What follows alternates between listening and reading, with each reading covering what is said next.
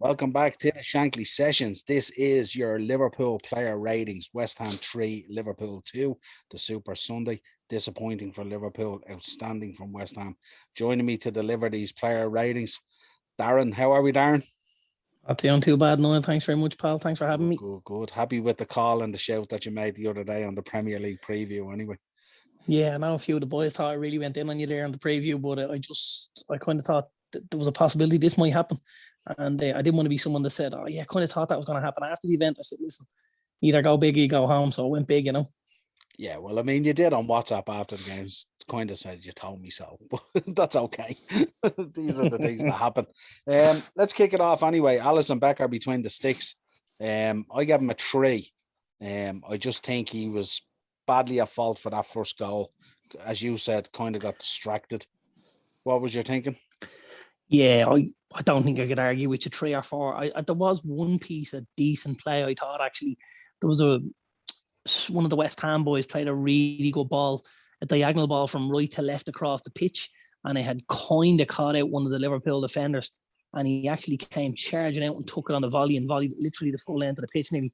And that was a great interception because we know he likes to play that sweeper keeper position. But I think other than that, like he should have done better for. So, geez, you could make a case he should have done better for all 3. Yeah, he got a hand to the second one as well, but it was going got to a hand to the second one, didn't stop it. There was the old watery wrists, and then the third one, it's inside the 6-yard box. Plus, it's kind of centre of the goal as well, and you're thinking he could do a bit more for me, But listen, the only thing we can say about Alisson is he's a top goalkeeper. He's had. The amount of games he's had like this, you could count them on one hand. Yeah, absolutely. So you've got to say every now and again that guys are going to have a bad day at the office, and you roll along, and I'm sure he'll pick his up points over the rest of the season. Yeah, and especially when it's a keeper, you're the last port of call as well, so it's accentuated even more when you get it wrong. You made I played there for long enough, man. You're either hero or you're zero, and that's the end of it. There's no in between. Absolutely. Let's move on. Trent Alexander-Arnold, I give him a 5. Probably the lowest rating I'll ever give a player who scores an absolute sublime free kick and also a lovely assist for Divock Origi. Yeah, I bang on. That's what I had was a 5 as well, to be honest with you. I think you break him down offensively and defensively. Offensively gives the team an awful lot. The free kicks are worldly, really, really is. I like the shift of the ball where they create the new angle and stuff like that. He puts the ball in for Origi as well, which is great. But I think defensively, he's just got to do so much better. I know, obviously, he's young and he's English and stuff like that, and he'll want that English right back slot. But I don't see him getting anywhere close to it if his defending doesn't improve significantly. I think he may end up playing higher up the pitch for England. But again, then he's starting to compete with the likes of Saka and Sancho and other guys like that. And maybe it's going to be difficult to get a spot as well there. So I think play the position you play and maybe work on your weaknesses and try and get back to where you want to be, Yeah, absolutely. Joel Matip, I gave a 6 to. Didn't necessarily do anything wrong. Didn't necessarily do anything amazing. Just he was there all the time as he is. Joel being Joel. Thought he was very, very poor for the second goal, if I'm honest. He steps towards Jared Bowen, I think it is, when the ball is slid through. And I don't think he needs to. I think he can keep retreating and keep the distance between him and the oncoming player, because they're far enough away from goal that he's not going to ping it in from 40 yards, that type of thing. But when he takes the step forward, he makes the pass, for Bowen, and Bowen's happy to slide it in now, and Fernandez is coming in at the angle like that. I thought that was poor, I have to say. Now listen, I'm a United fan. I'm used to centre halves who can't defend, man. So, we have to go easy on the big man as well. You have an eye for it, don't you? I was surprised now, I have to say, that he didn't play Konate. Because I've been absolutely blown away by the kid. I really, really have. Obviously, I seen him live in Old Trafford a couple of weeks ago. I spoke to you after the game, and you said to me, like, who stood out and bloody blam. We obviously talked about Alisson and how physically his size and stuff like that. And spoke about obviously Henderson had a good game that day and Salah got the hat-trick, but it was Konate who really impressed me that day for Liverpool. I thought he was very good, and I thought he's been decent enough in the games since. So I was a little bit surprised to see Matip, if I'm honest. Yeah, I think with Klopp, I think Matip is the go-to guy. He's the flavour, if you like, to go in there with Van Dijk. I think after that, it looks like it's Konate, and Joe Gomez seems to be a little bit out in the wind at the moment, although Joe is a fantastic defender. He is, yeah. But I think it's I don't know, maybe there's a way to rotate them a little bit better, maybe, and keep them on their toes a little bit more. But Joel, it's unusual for Joel. I know he got caught as well for a goal earlier in the season as well, where he turned the wrong way and got turned out. And gave a goal away as well in a previous game. But I just think he's been pretty consistent. He's normally Mr. Calm and collective. But I like the way he tends to bring the ball out, and he's kind of progressive in his play and stuff like that. And he also has an eye for a pass, you know. But today, obviously, not so good, as you said, got caught for that goal and stuff like that. But yeah, I give him a 6 anyway. So yeah. You'd be probably lower because you're harsher on defense. No, I think I'm similar. I just think that one mistake. Because I mean, other than that, there wasn't any glaringly obvious, mistakes that he made throughout the game and stuff like that. I just felt he got shaped up a bit easily. You know what I mean? And he found it tough. Obviously, the two boys. I thought Virgil had a better game than he did. Yeah. I think I'd probably mark him some way similar, probably a 6, something like that, 7 at a push. But I think it's hard to mark a centre back at a 7 when you've conceded 3, isn't it? It is, but it depends on the nature of it. You know what I mean? I mean, I don't think, if you look at Virgil, I mean, I think he had a pretty good game against Mikel Antonio. I think he stood up to him well. And I think the tackle that he had on Bone, that kind of last-ditch tackle, I think was very impressive. So I gave him a 7. I marked him 1 up from Matip. But again, you know what you're getting with Virgil. Again, it's calm and collected, but he knows when to switch on and when not to switch on. And I seen him in the game as well. He was giving players dogs abuse as well for some of the things that was going on. Hard to fault him for the first goal, as you said, with Matip in the second goal, and then the third goal. It's really not him either, So it's hard to mark him down, really. No, I think 7 is fair enough. Like you said, the block with Bowen is very, very important because that's just before half time, and West Ham are pushing to try and take the lead again and stuff like that. He was definitely the better of the 2 centre backs, and I feel like he's so calm and cool and collected and stuff like that. He's looking at guys coming at him with the ball, and he's just like, which way do you want me to take it off you? It's just like there's an inevitability about it. Yeah, you could argue with a rating of 7. The 7's nearly a bad rating for that guy on a day, Probably, yeah, I'd agree with you. Yeah. Andy Robinson, I gave a 4 to. I thought there's plenty of endeavour down the flank and stuff like that, and I thought he really tries, but the inconsistency of his delivery at times is just, to me, it's just shocking. You know what I mean? And I thought he had an absolute stinker of a second half. I don't think he did anything second half of any note at all. So I gave him a 4. I had him a little higher than you. I had him a 5.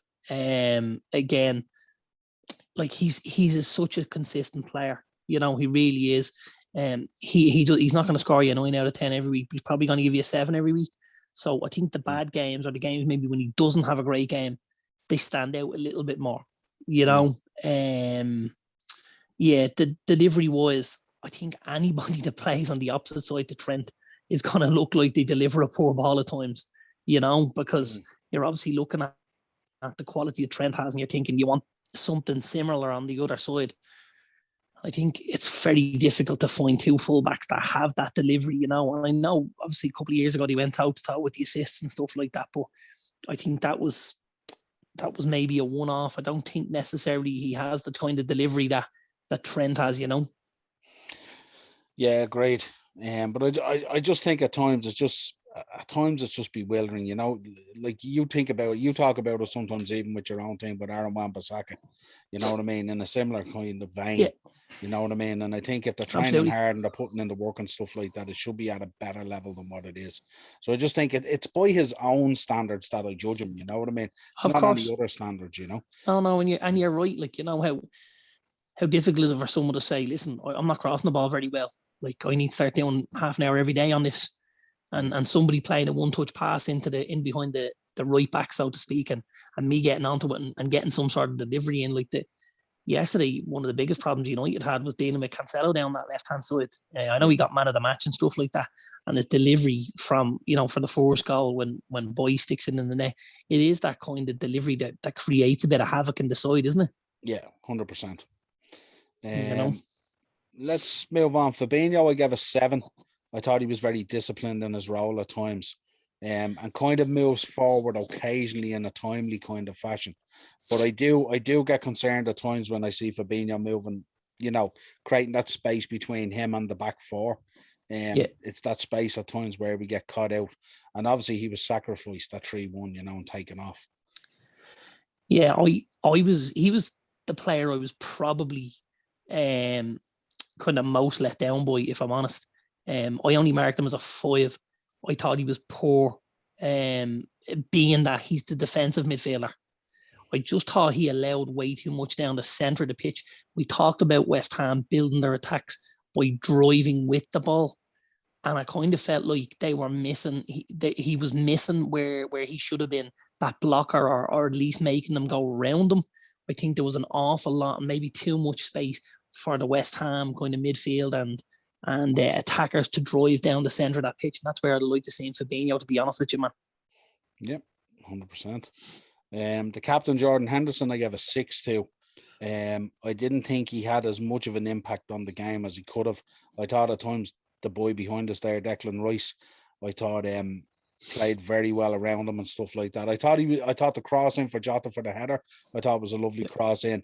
But I think when he got caught that time by Cresswell, I think it took him out of the game a little bit, and I thought he faded badly in the final 20 minutes or so. Yeah, I agree with you. I think he was slightly better than Fabinho, but I don't think much. I think, as you said, the midfield battle was won by one Declan Royce. And I mean, if you're watching that game, you see why that kid starts for England game in, game out. He was the dominant midfielder in the game today, really, really was. I was so impressed with him. There's a lot of talk about him and how much he's going to go for and all this kind of thing. And then at times you hear lads saying, "Oh, he's dirt," and you're like, "What football match are you watching to think this kid's not an absolute baller?" Yeah. "Oh, he's English, he's overrated," bloody. He's not. He's top drawer. He really, really is. And he's going to go on to big things, I think. Yeah, I agree with you there. I think if anything, there's a certain underrating of him, isn't there, at times? Yeah. Because absolutely. There's a big responsibility on him, and he's a young lad in there, you know what I mean? It's, and he at times he carries that midfield for Moyes, He really does. He's captain, he's a leader. Like, you look at that United side, how many leaders, or the lack of leadership we have at times. Like, there's a guy there you bring in, you screen off that back four, give Maguire and Varane a bit of protection. You have a leader there in the middle of the park. He can get forward. He's got that engine as well, and he's a little eye for goal. Like, he's going to cost you big bucks, by the way. He's going to cost you every bit of 70 million for my money, I have to tell you. But probably well worth it, if I'm honest. I think 70 million only enters you into the conversation. I think you might have to put another 10 on it. Maybe. And pending on how this season goes, if they were to clinch a top 4, I think you'd be talking even more, maybe. You might reach, the 100. Let's move on. Alex Oxlade-Chamberlain, they gave a 5 to. Tends to move the ball swiftly, but just no accuracy. And, the amount of drives that he puts together and the amount of dribbles and all that he puts together, but it's like he just runs down a dead end, or else the quality in the final stages just isn't part of his locker. And hence he got subbed. So I give him a 5. Yeah, I marked him as a 5 as well. I find he's a very strange player in that Liverpool side. He's kind of being shoehorned into a position that's not necessarily his better one, you know what I mean? I think he's probably a little bit better if you could get him higher up the pitch. Now, I don't believe he can compete with the lads that are there at the minute. So I think when Klopp plays him, he's always going to end up a bit further back, but I don't necessarily think it's the right position for him, if I'm honest. I think he'd be better in that sort of a attacking phase where he's trying to go at players, you know what I mean? I think at the midfield, at times you need to have a little more guile. I think that's where he falls short for me. Yeah, I suppose the problem he's not displacing Mane or Salah, and if you think that you might put him into the Firmino role, I mean, Firmino drops quite deep as well, So it's a similar position Yeah. that he's playing. But I think sometimes he picks Yeah. up the balls and positions and he has so much to do. And he's so good at dribbling by players and he's so good at getting by players. But it's once he's done that, when the decision is being made, right, what do I do now? He just doesn't seem to have it at times in his locker. It just seems to lack it. You know who I'd liken him to, or his situation? If we look at the boy Bernardo Silva, who was at City, who was a very offensive player and was almost cutting in. He was kind of a right-sided forward at times, you know, and obviously all of a sudden there's no space for him up there, and he has to slide forward or back into that kind of midfield three. I feel like that's kind of what happens. That's happened to Oxlade-Chamberlain, but I just think the boy Silva is a much better player. You know, technically it's one touch, he's quick, it's ball around the corner. You know, he absolutely ripped you boys apart at Anfield. He was phenomenal. And I think that's where, you know, being a little more technical could help Ox, you know. Yeah, but there's also, I think with Bernardo Silva, I think there's a higher level of cleverness as well. Yes, absolutely. In terms of, like, I think when he picks the football up the intelligence. Ball, yeah, I think when he picks up the ball, I think he has a notion of what he wants to do and where it's going. 100%. Whereas I think Ox arrives at the moment after beating or dribbling past players, and then it's, okay, what am I going to do? Where Silva already is switched on, he knows. Or the ball is gone and he goes, should have did that. Yeah. And you're like, yeah, you should have. Yeah, 100%. Yeah. And you can understand as well, he's probably putting himself under a lot of pressure as well, because he's trying to impress the gaffer. And like, it's not easy to get into that Liverpool starting 11, you know what I mean? Not at all. Not at all. Let's move on. Mo Salah, the Egyptian king, having a slight dip in form a little bit. Had an outrageous start to the season. Gave him a 6 today. I mean, he's buzzing around and the intent is still there. But I guess as coaches watch more and more of the Liverpool games, they're figuring out that they have to double up on this guy and triple up on this guy and stuff like that and all. And I think West Ham today were absolutely brilliant with him in the way that they, you know, they didn't throw in a leg. They didn't do anything stupid that other teams might do to give away a penalty or something. That they were so conservative and clever in their way to say, listen, don't throw a leg in on this guy. We know how clever this guy is on the ball. And for them to be able to do that, I thought was absolutely brilliant. But I gave him a 6. I mean, the assist for Trent's free kick clearly was something that they've obviously worked on the training ground, because it was absolutely sublime. But I think in the last couple of games, he's just come off the boil slightly. But I mean, he was operating at such a high level, you know? Yeah, listen, October was definitely his month, and November is just a slower month, that's all. You know, I think it's very difficult for guys to maintain that kind of form. For a period of time. You're gonna dip, and then you're gonna, like, you know, there was a stage last season where people were talking about, you know, Salah, he's really gone off the boil and blah blah, but he was still creating goals, he was still scoring goals and stuff like that. So at times maybe the performances aren't there, but the statistics are phenomenal. You know, and you're always gonna have him in your side. And I marked him a 6 as you did. Yeah, I think it's just, again, we judge these players at such a high level and stuff like that, you know, that when it falls short of that, people turn around and go, you only gave him a 6? Yeah, but tell me what he did today. You know? Diogo Jota, I gave a 5 to. I just don't think he ever got comfortable in the game. He was unlucky for the header early on from the Jordan Henderson cross. Normally he flicks them on lovely, you know what I mean? And he's for a smallish type of guy, he's a supreme header of the ball. But I think I don't know what it is. He goes out there to be a kind of a pest in these games, you know, to get in around people, a bit argy-bargy and stuff like that. And he's a bit sort of, you know, that kind of niggly type of way when he's in a game and stuff like that. And, you know, he does crop up at goals and stuff like that. We know how good a player he is and stuff like that. But I just thought from early on in this game, he looked like he was out of the game.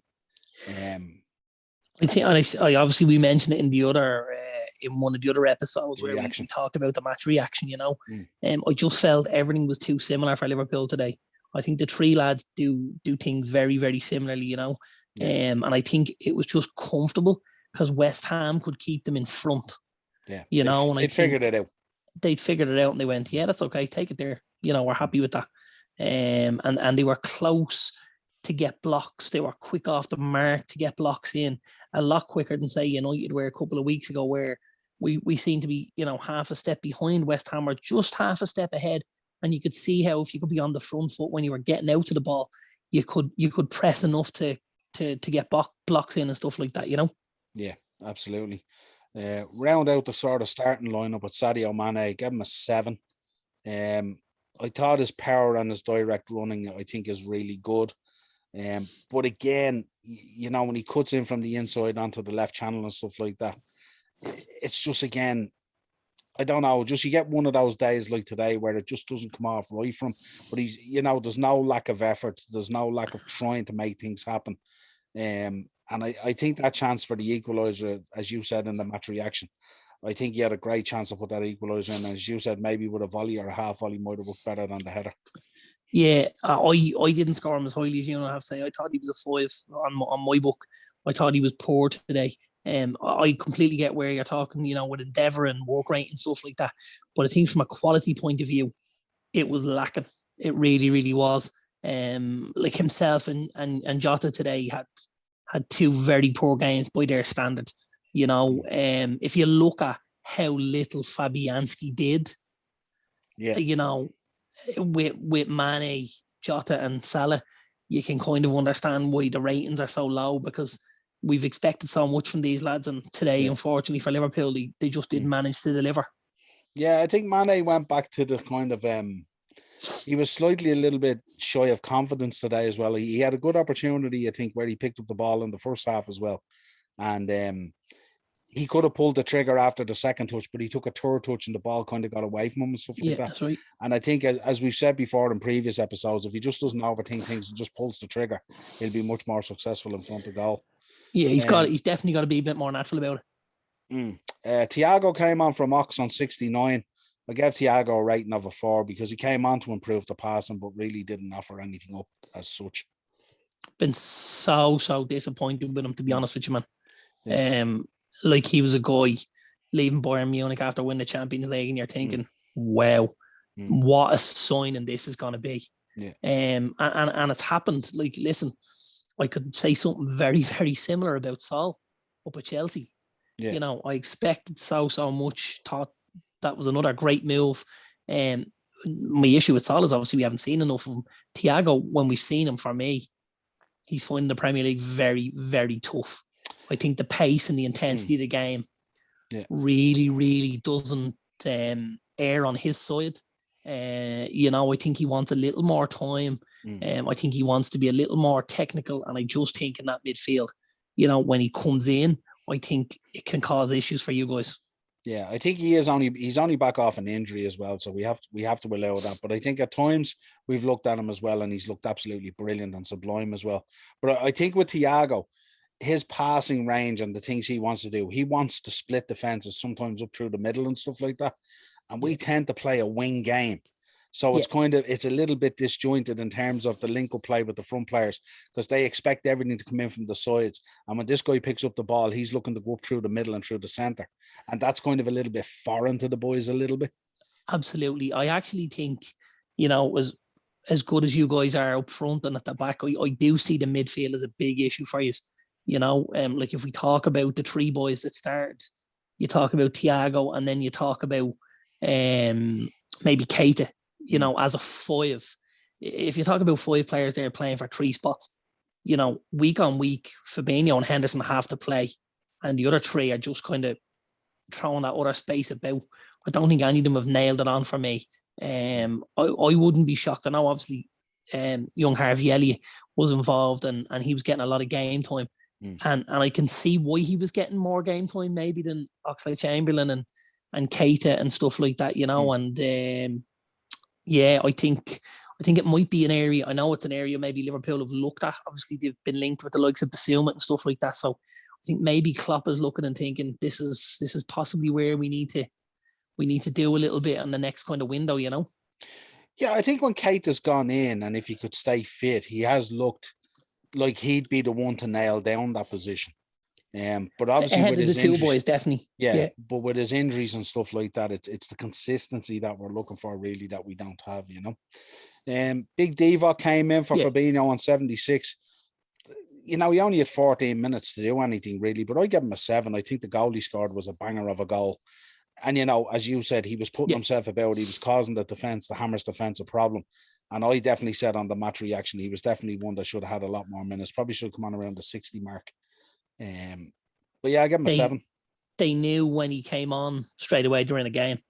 Whereas I don't feel like the two centre backs felt like that before he came on. And I think Liverpool really missed that physical presence, where they had somebody to go up against. That's usually the kind of thing that Firmino does.